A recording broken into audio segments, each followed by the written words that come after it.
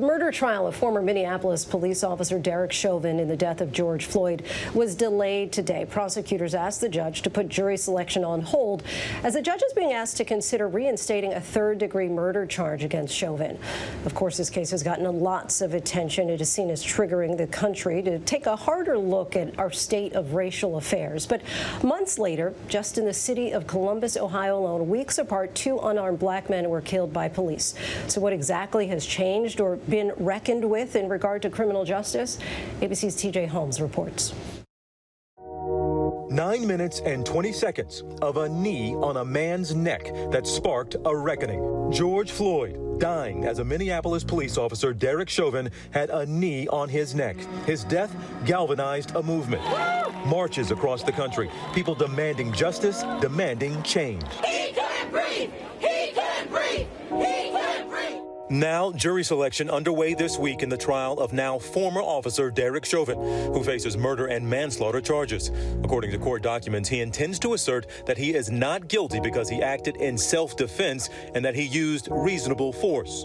Meanwhile, Minneapolis is again on edge, many bracing for the weeks ahead as the case plays out in court. We are optimistic that based on the evidence, the overwhelming evidence, that Derek Chauvin should be found guilty of the highest crimes.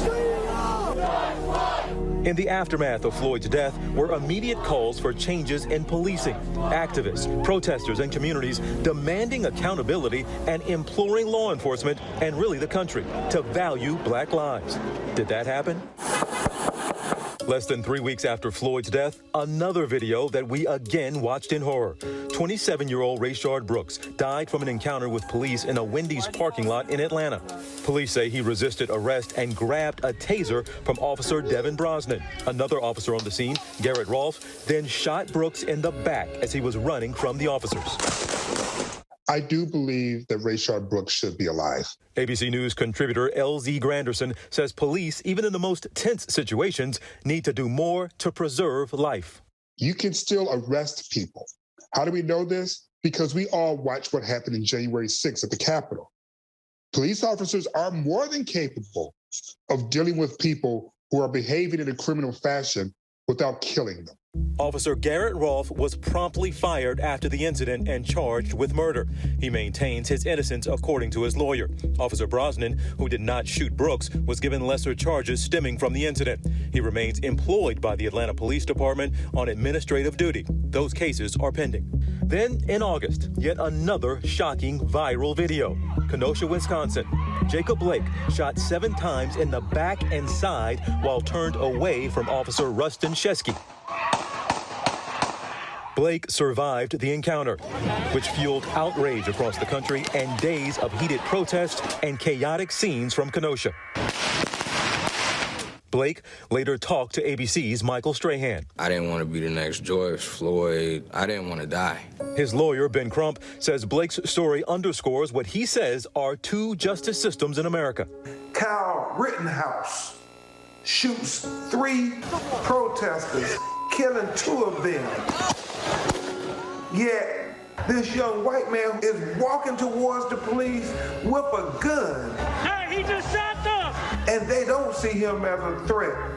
That underscores what I continue to say and hold a mirror to America's face, that we have 2 justice systems that exist in America. One for black America and one for white America. No charges were brought against Officer Sheskey. The prosecutor defended that decision, saying, "I do not believe the state would be able to prove that the privilege of self-defense is not available, since Blake was armed with a knife." Blake is paralyzed after the shooting. He has young children that he's fighting to live for. So he's concentrating on living. He's concentrating on being able to walk again. He was always my biggest supporter. It didn't matter anything I wanted to do. He was always there. Columbus, Ohio.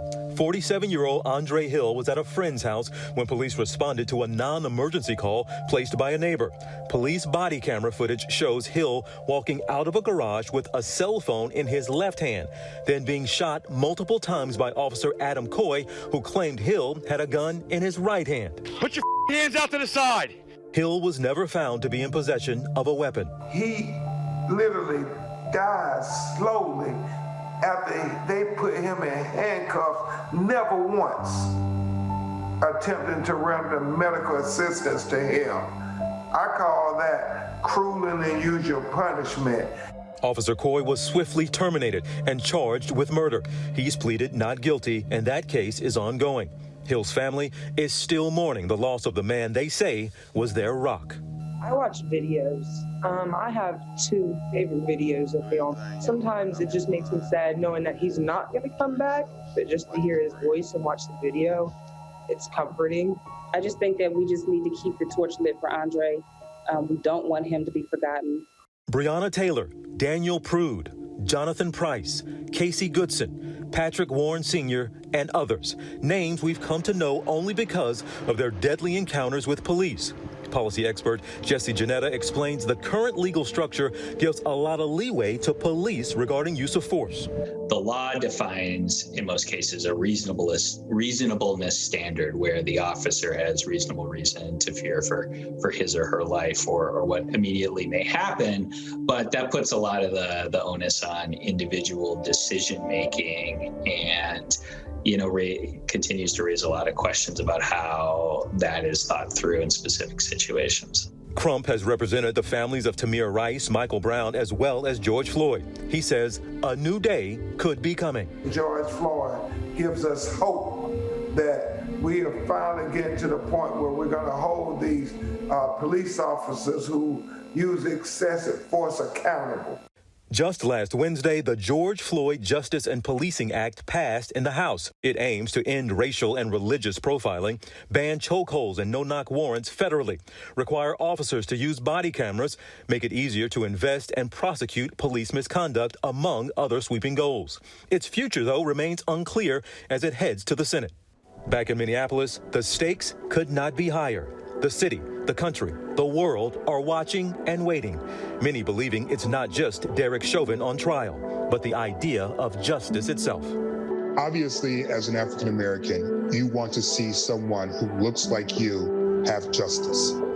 But I've got to believe white people need to see that too, to know that the America that we all believe in is who she says she is. Saw case after case there. I'd like to bring in our friend T.J. Holmes. Most recently, Daniel Prude, another instance of a black man who lost his life shortly after an interaction with police. That was also caught on camera. And yet we heard the grand jury deciding not to bring forward any charges. It would seem to me that for many in the black community, it seems like there's a double injustice. First, you have this unnecessary loss of life, and then quite often, no repercussions, no consequences. You mentioned Daniel Prude. Philando Castile, that officer, we watched him die on Facebook Live. That officer was acquitted. Breonna Taylor, the only officer that was actually charged, is the one who missed her, who was charged for actually endangering others by the bullets going into somewhere else. The officer involved in Michael Brown never faced charges. Eric Garner, a grand jury, did not indict. You can go on and on and on. So when you see something like this and you think, okay, this is different this time. We see this video. This is going to be different this time. But we have said that so many times before when it comes to the black community, thinking there is no way you can come to, based on what we see with our own eyes, a different conclusion other than to indict or to convict, and time again. So there's a collective holding of the breath for the black community. And even on something like this, we're starting to hear what a defense may be. We're starting to hear what could be the case. We're starting to hear about lesser charges. So it does, to your point there, feel like a double injustice. We had to watch this, first of all, have to wait now to see what happens. If charges were going to be filed, there was some doubt there. Now we have to wait to see. It's just, it feels like a constant trauma for the black community because we've been down this road so many times before. Many people hope for a different outcome, but expect something else. You have to imagine that it's going to be difficult to find an impartial juror. Give us a sense of some of the questions on that jury questionnaire. You can't find anybody, really. It's certainly in this country, but really anywhere on the face of the planet almost now, because it sparked protests protests all over the world. Find anybody who's not familiar with this case. So they're asking questions to the potential jurors, like, have you participated in the protest? And they were so specific as to say, even if you were, did you hold a sign? If you held a sign, what did that sign say? Asking questions about, what were your interactions with police ever in your life? Do you feel that police treat blacks and whites equally? And there's a question in there about Blue Lives Matter. Or do you see that favorably or unfavorably? And again, lawyers are supposed to do what lawyers are supposed to do, but you see kind of this divide that kind of plays out in our debate in this country. You're either this side or that side. You either support police or you support the Black Lives Matter movement, and you can tell that the lawyers and the sides are trying to figure out who would be more favorable to their particular client. That's legal, that's lawyering, but from a grander scheme, that really kind of tells us where we are in this country in terms of pick a side, choose, and there's just too much nuance in a story and in a case like this that we need to be having more conversations about. You can actually support police, but have a big problem with some of what police do. You can actually support Black Lives Matter, but still take issue with some of the things that are taking place in the black community. Yeah, a bit of nuance there. Unprecedented decision by the judge here to broadcast this case live. How could you not? I mean, how could you not? I mean, we already talked about calls about injustice and the system not working for the black community. Can you imagine us having to wait and get trickles and little information here and there? You need to let people see this. We have got to see what's happening in this courtroom. The ramifications of this are vast, and this is one of those moments. This is one of those cases, historic cases, that could change the course of our debate in this country, and hopefully the course of our system in this country. But we have to see. I don't know what other choice the judge could have had. We have to see what happens in that courtroom.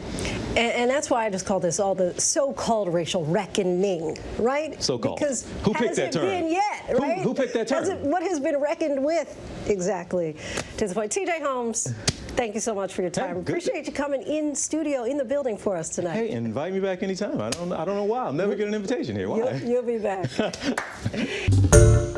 Hi, everyone. George Stephanopoulos here. Thanks for checking out the ABC News YouTube channel. If you'd like to get more videos, show highlights, and watch live event coverage, click on the right over here to subscribe to our channel. And don't forget to download the ABC News app for breaking news alerts. Thanks for watching.